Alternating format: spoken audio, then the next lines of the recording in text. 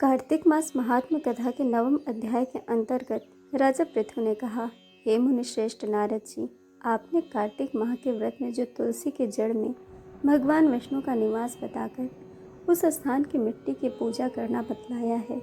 अतः मैं श्री तुलसी जी के महात्म को सुनना चाहता हूँ। तुलसी जी कहाँ और किस प्रकार उत्पन्न हुई, यह बताने की कृपा करें। नारद जी बोले, राजन, अब आप तुलसी जी की महत्ता तथा उनके जन्म का प्राचीन इतिहास ध्यानपूर्वक सुनिए। एक बार देव गुरु बृहस्पति और देवराज इंद्र भगवान शंकर का दर्शन करने कैलाश पर्वत की ओर चले। तब भगवान शंकर ने अपने भक्तों की परीक्षा लेने के लिए जटाधारी दिगंबर का रूप धारण कर उन दोनों के मार्ग में अवरोध उत्पन्न किया। यद्यपि वह तेजस्वी, शांत, लंबे भुजा और चौड़ी छाती वाले गौरवर्ण अपने विशाल नेत्रों से युक्त तथा सिर पर जटा धारण किए वैसे ही बैठे थे।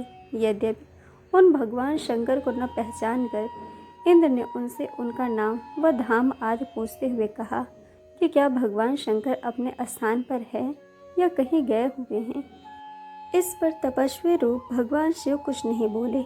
इंद्र को अपने त्रिलोकीनाथ होने का गर्व था। उसी अहंकार के प्रभाव से वह चुप किस प्रकार रह सकते थे। उन्होंने क्रोधित होते हुए उस तपस्वी को घुड़क कर कहा, अरे, मैंने तुझको कुछ पूछा है और तू उसका उत्तर भी नहीं देता। मैं अभी तुझ पर वज्र का प्रहार करता हूँ, फिर देखता हूँ कि कौन तुझ दुर्मत की रक्षा करता है।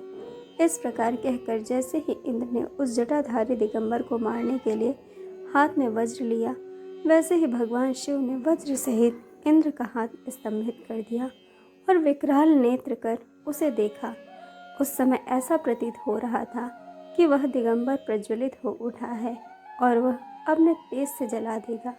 भुजाएं स्तंभित होने के बाद इंद्र दुखित होने के साथ साथ अत्यंत कुपित भी हो गए। परंतु उन जटाधारी दिगंबर को प्रज्वलित देखकर बृहस्पति जी ने उन्हें भगवान शंकर जानकर प्रणाम किया और दंडवत होकर उनकी स्तुति करने लगे। गुरु बृहस्पति भगवान शंकर से कहने लगे, हे दीनानाथ, हे महादेव, आप अपने क्रोध को शांत कर लीजिए और इंद्र के इस अपराध को क्षमा कीजिए। बृहस्पति के यह वचन सुनकर भगवान शंकर ने गंभीर वाणी में कहा, मैं अपने नेत्रों से निकाले हुए क्रोध को किस प्रकार रोकूं। अब बृहस्पति ने कहा, भगवान, आप अपना भक्त वत्सल नाम सार्थक करते हुए अपने भक्तों पर दया कीजिए। आप अपनी इस तेज को अन्यत्र स्थापित कीजिए और इंद्र का उद्धार कीजिए।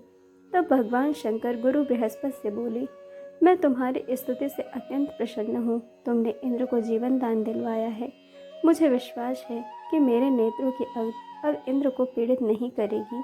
बृहस्पति के इस प्रकार कहकर भगवान शिव ने अपने मस्तक से निकले हुए अग्निमय तेज को अपने हाथों में ले लिया और फिर उसे क्षीर सागर में डाल दिया। तत्पश्चात भगवान शंकर अंतर ध्यान हो गए। इस प्रकार जिसको जो जानने की कामना थी उसे जानकर इंद्र तथा बृहस्पति अपने अपने स्थान चले गए। इस प्रकार कार्तिक मास महात्म कथा का 9वां अध्याय पूर्ण हुआ। दोस्तों, कथा आपको कैसी लगी यह हमें कमेंट करके ज़रूर बताइएगा और चैनल को सब्सक्राइब, वीडियो को लाइक शेयर करना बिल्कुल मत भूलिएगा। वीडियो देखने के लिए आप सभी का बहुत बहुत धन्यवाद। जल्द मिलेंगे एक और नए वीडियो के साथ।